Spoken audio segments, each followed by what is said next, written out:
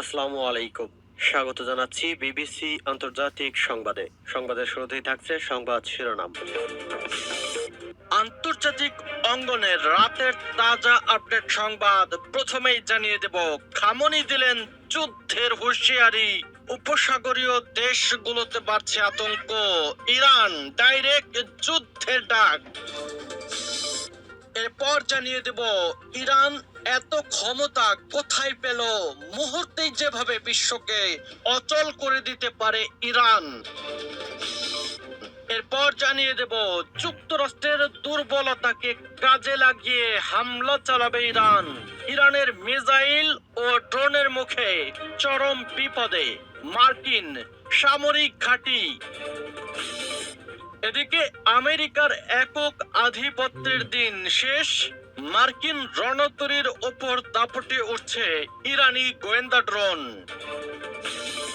এরপর জানাবো, ইরানকে লক্ষ্য করে মধ্যপ্রাচ্যের আকাশে মার্কিন যুদ্ধ বিমান কি হতে চলেছে,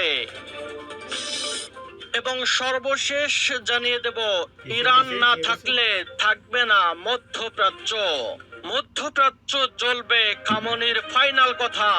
এতক্ষণ শুনছিলেন সংবাদ শিরোনাম, এখন বিস্তারিত। অনুরোধ থাকবে ভিডিওটিতে একটি লাইক দিন, কমেন্টস করে জানিয়ে দিন আপনি কোন জেলা থেকে বা কোথা থেকে এই সংবাদটি শুনছেন।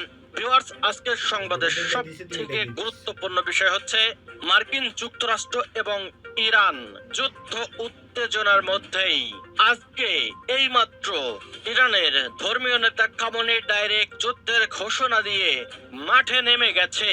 এ যুদ্ধে মুহূর্তেই বিশ্বকে অচল করে দেবে ইরান, মার্কিন যুক্তরাষ্ট্রকে খণ্ড খণ্ড করে ফেলবে। মার্কিন যুক্তরাষ্ট্রের যতগুলো ঘাঁটি রয়েছে বিশ্বজুড়ে, সমস্ত ঘাঁটিতে, বিশেষ করে বিমান ঘাঁটি, সেনা ঘাঁটি, নৌ ঘাঁটিতে যাকে যাকে মিসাইল হামলা করে ইরান এক মুহূর্তেই তছনছ করে দিবে। বিশেষ করে মার্কিন যুক্তরাষ্ট্রের নৌ ঘাঁটি অর্থাৎ যুদ্ধ জাহাজকে ঘিরে ফেলেছে ইরানের ড্রোন, আর রক্ষা নাই মার্কিন যুক্তরাষ্ট্রের। প্রেসিডেন্ট ডোনাল্ড ট্রাম্পের খুলি উড়িয়ে দেবে ইরান। এ যুদ্ধে বিজয় নিশ্চিত ইরানের, কারণ ইরানকে সমর্থন দিয়েছে রাশিয়া, চীন, তুরস্ক, উত্তর কোরিয়া।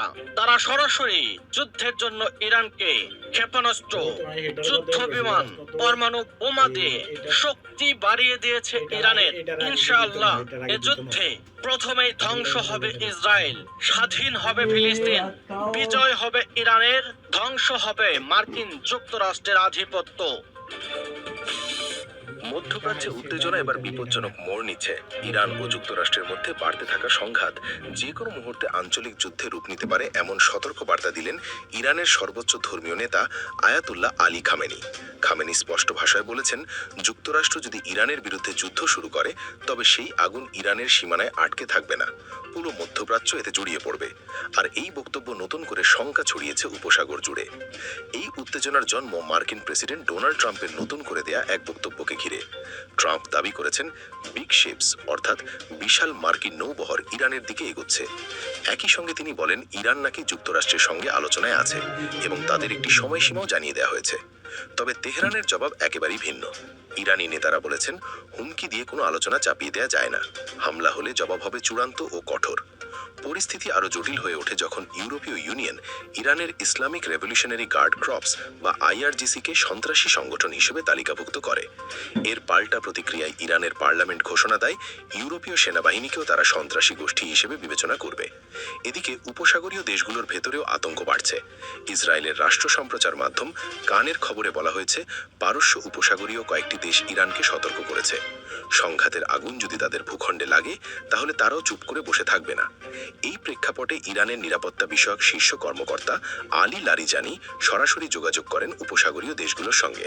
তিনি হুঁশিয়ারি দেন, যুক্তরাষ্ট্র হামলা চালালে তেহরান ওই দেশগুলোতে থাকা মার্কিন দূতাবাসগুলোকে লক্ষ্যবস্তু করতে পারে।